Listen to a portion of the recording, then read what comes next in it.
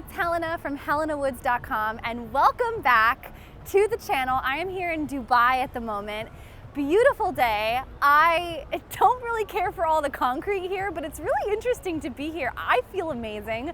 I'm on my sun ascendant line. I've got my moon IC line here. I'm on a node, and that's what we're going to be talking about today. In today's video, we're going to be talking about the lunar nodes in astrology and astrocartography and what you can expect when you go to a lunar node line on your astrocartography map, and some times in life that those karmic stories can be activated in the grand big picture story of your biography. Hello from Amsterdam. From Brooklyn, New York. From beautiful Ubud, Bali. From San Diego. I am in Iceland right now. Shanghai. I'm in Paris at the moment. I am here on my Jupiter descendant line in Tallinn, Estonia. Hello from Biarritz in France.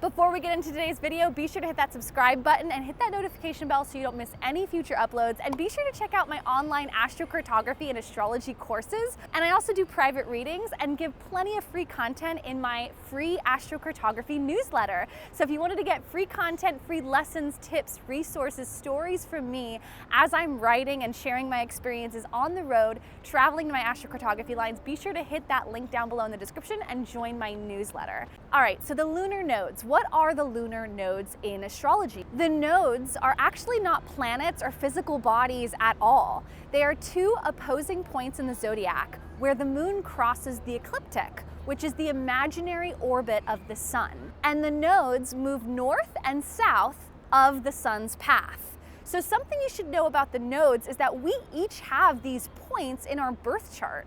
And you can look to see where your north node is, which is also known as the dragon's head, and the south node, which is the dragon's tail. And you'll notice in your birth chart and your relocated charts when you're looking at different locations in the world, the nodes are those little horseshoe icons. One is facing north and one is facing south. A really easy way to understand the difference between the two is the north node is your focus, your point of reference, the direction that you're focusing in on. It's also your obsession and what you can't get enough of. It's insatiable. It's also the thing that we're really passionate about or we really care about going toward that area of life. And when I'm talking about area of life, I'm talking about the houses. So your houses in your birth chart are those different sectors of the chart, the 12 sectors of the chart that show the different areas of your life, whether it's friends, family, marriage, money, career, all of the things, spirituality. You can also see where these nodes move to in the new relocated chart for a new location. The north node often symbolizes opportunity or doors opening or some sort of karmic helpful thing that can come into the life. Doesn't necessarily mean it's good or bad. It is though an obsession or something that you're insatiable about.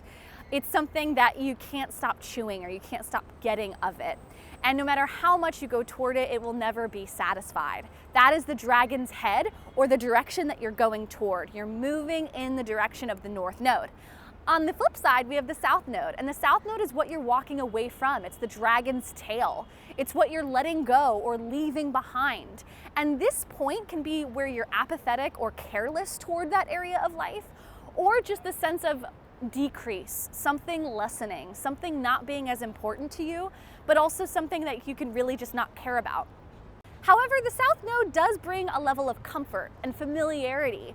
The south node can often be kind of referenced to like a past connection or something that feels familiar and like you've done it before, or you know that thing, but you don't really care about that thing because you're moving in a new direction.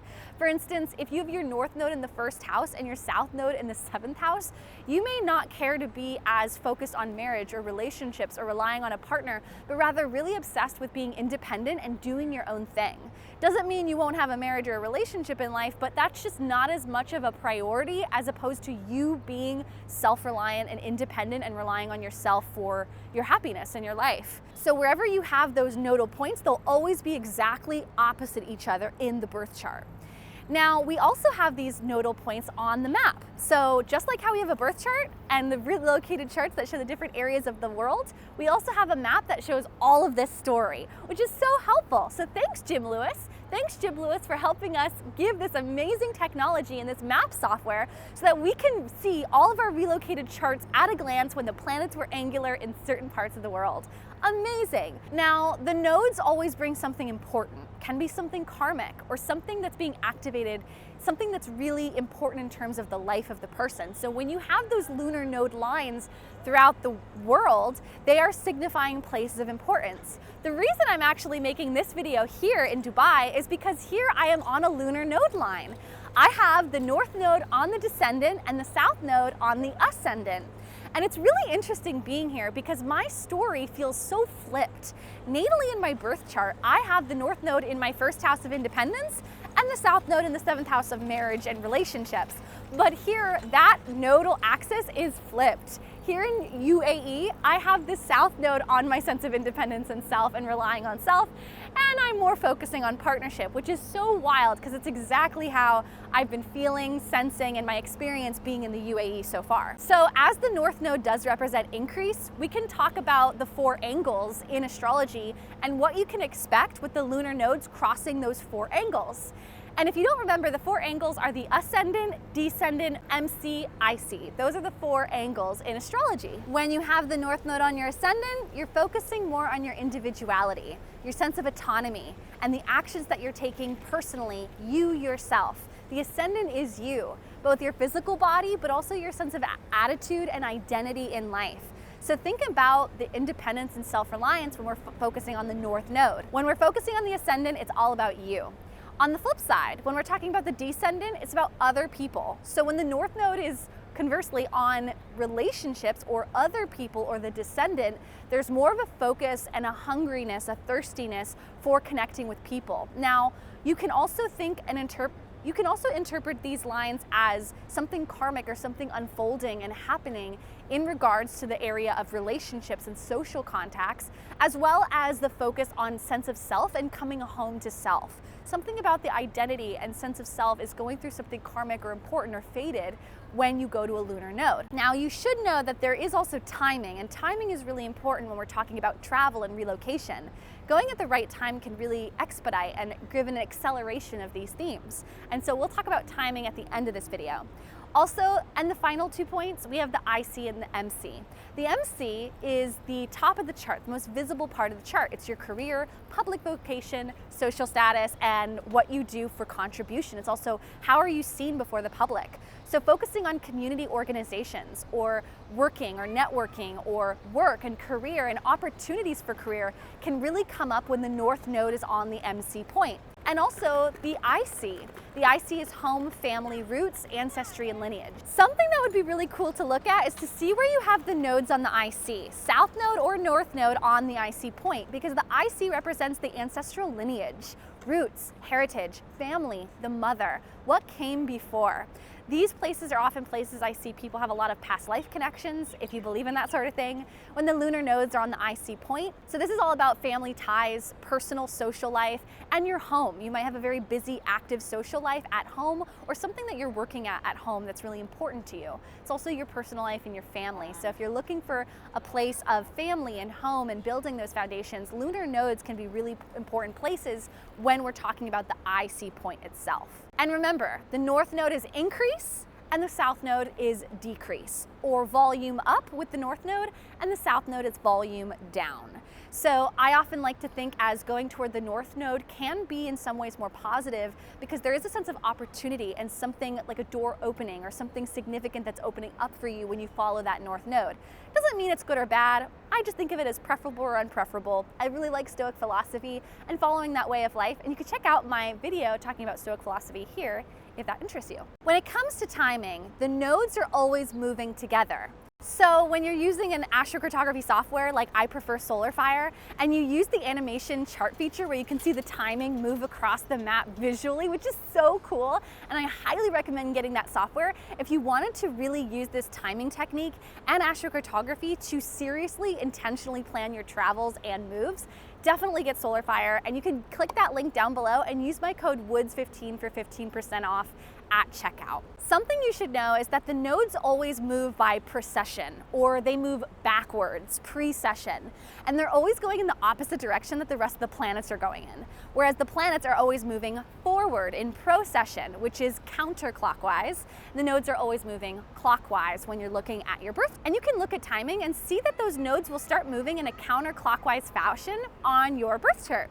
And relocated chart, of course. Now, these lunar nodes always return, or they have a nodal return, as we call it in astrology. We also have nodal cycles, and nodal cycles are when the lunar nodes come back to the position when you were born, or they are reversed, which is also called a nodal reversal. A nodal reversal is when those nodes are flipped timing-wise in relation to where they're placed in your chart. For instance, you'll have your south node on your north node in your birth chart, or you'll have your north node transiting over your south node. That's called a reversal, a nodal reversal. But the nodal return is really cool because it's almost like the universe is putting us on our path with what we came here to do in this life. And this happens roughly every 19 years. So when you were born, you had those lunar nodes in your chart as well as in certain parts of the world. And when you hit 19 years old, you'll hit a nodal return, which is a really important time in life. You'll hit it again when you're 37 and one more time when you're about 55 and a half. Those are nodal returns, and they happen once every 19 years. And they're really karmic times of, you think fate, you could think of destiny, you could think of something that's really karmic and unfolding on your path with what you came here to focus on in life. Often people get divorced when they're 37 or 55, or there's some sort of ending or something that they're walking away from to go in that north node path. And we can see this with timing when people are 19, 37, and 55. Nodal reversals are really important too. And these are periods of time when we're focusing on the opposite direction that we came here in life to focus in on. So it's almost like we're pressing pause on what it is we came here to do and focus in on, and focus on the opposite side of the spectrum. And these nodal reversals happen when we're 28, right before we're hitting our Saturn return and starting that new time of maturity, growth, and responsibility in life, but also when we're 46 and 65. These nodal reversals are also very crucial times in life. I like to think of nodal reversals as times when you're letting go of things, getting closure, releasing, and putting an end to anything that's not working for you in life anymore. Maybe you're quitting your job and retiring, which happens usually when you're 65 during that nodal reversal. Or maybe you're letting go of friends or abusive partners or people in your life that are not serving you and helping you in any way. This is a time to press pause and get clarity during that time so that you can move forward and start building up to that nodal return. I would definitely follow those nodal transits. When you're in a nodal return or a nodal reversal, that would be an excellent time to go to a lunar node astrocartography line on your map, wherever you have that in the world. But don't forget to check those parents. Those latitude crossings are going to be really important. In terms of determining where you go on a latitude, you definitely want to check those parents. And one thing you should know about traveling to a lunar node line is I probably wouldn't go to a lunar node line when you're going through an eclipse. Eclipse season is usually not a great time to start any undertaking or make some big change in life. I mean, you'll be going through changes regardless during eclipse season. So eclipse seasons are accelerations of fate. They bring radical changes, new beginnings and endings in your life during a period of 6 months. Going to a lunar node line on an eclipse might not be the best thing to do. I personally would avoid going to a lunar node line on an eclipse, but it depends on what you're personally calling it in life. Gotta follow your gut, your inner voice. That's always guiding you. And I've seen magical things from my clients, my astrocartography clients, when they go to a really cool astrocartography line and the lunar node is hitting that line for them in terms of timing. I recently had a client who had a beautiful Jupiter MC line going through Stockholm in Sweden, and the north node on the MC was literally transiting right on that Jupiter angle, Jupiter on the MC, when she went there and had this amazing opportunity in her career.